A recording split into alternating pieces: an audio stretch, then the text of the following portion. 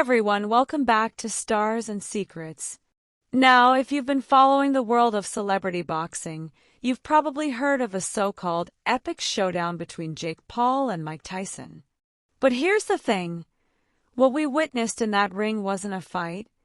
It was a staged money grab, and I'm here to show you just how deep this scam really goes. From the awkward fight performance to the predictable outcome. Stick around as we break down all the shady aspects that make this match a total joke. Let's first talk about how this match was marketed. You had Jake Paul, the brash YouTuber turned boxer, facing off against the legendary Mike Tyson, a man known for his ferocity and explosive power in the ring. But Tyson hasn't fought professionally in over 15 years. He's 58 years old, and while he's in good shape for his age, he's no longer the fighter he once was. So why did Jake Paul, a fighter in his physical prime, decide to go up against someone decades older and clearly past his best? Well, the answer is simple. Money. A fight like this has the potential to sell millions of pay-per-view buys, and the real focus here wasn't about testing Jake Paul's skills against a worthy opponent. It was about selling tickets and building hype. Now, let's talk about the actual fight itself. When the bell rang, something felt off. Tyson, known for his aggressive style, was barely throwing punches. He wasn't moving like the fighter we all know and love. He was slower, more tentative. And then there's Jake Paul. Despite having all the tools to dominate Tyson, he was oddly passive, keeping his distance rather than going for the finish. It's almost like he was too careful, too hesitant, and almost respectful. And that's not what you expect from a guy who's fought with everything from YouTube stars to former MMA champions. This tactical approach raises suspicion because Tyson, who was a fearsome knockout artist, wasn't throwing his signature punches either. It's almost as if both fighters were following a script rather than reacting to the energy of the fight, such as biting his gloves, rubbing his face, or seeming distracted. Let's talk about Tyson's behavior. Throughout the match, Tyson's body language was all over the place. He kept biting his gloves, something he's admitted to doing when he's anxious or uncomfortable. And let's face it, anyone who knows Tyson knows this. He never backed down from a challenge in his prime. So, why is he suddenly acting so off? It's because Tyson wasn't fighting for a real win. He was playing a role, and that role was to make sure Jake Paul looked good, but not too good, while Tyson seems to take the decision calmly. Jake Paul won by decision, which was no surprise. But let's be honest, if Tyson had actually been trying to win, that decision might have gone differently.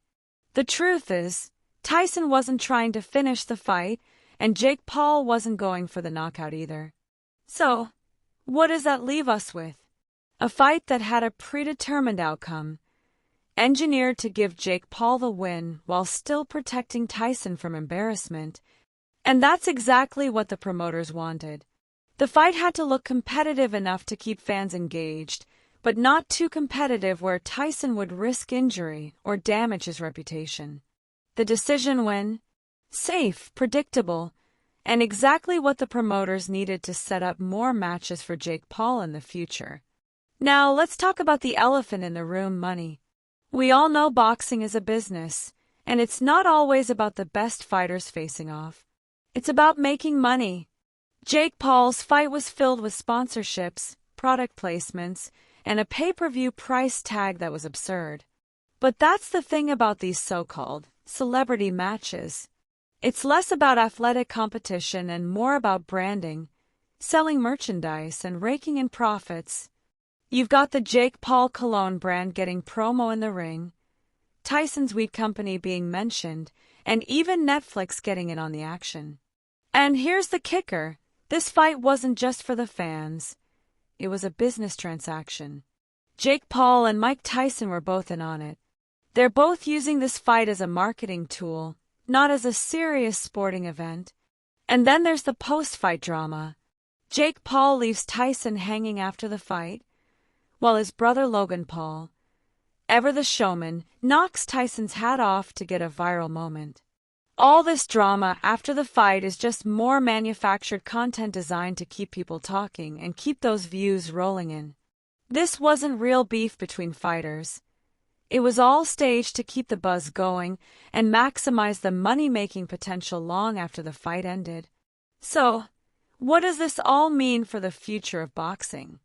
Well, if this fight taught us anything, it's that boxing is becoming more about the spectacle than the sport itself. Jake Paul didn't just fight Mike Tyson. He used Tyson as a prop in his bigger business strategy. The sad truth is, we got sold an idea of a fight, but what we really got was a show, one that's carefully scripted to keep everyone in the money loop. Now, before you go, if you enjoyed this breakdown and want to see more of these in-depth analyses, please do me a huge favor and subscribe to Stars and Secrets. I'm new to this whole YouTube game, and your support means the world to me. Drop a like, share your thoughts in the comments below, and hit that notification bell so you don't miss any of the action. Thanks for watching, and I'll catch you in the next one.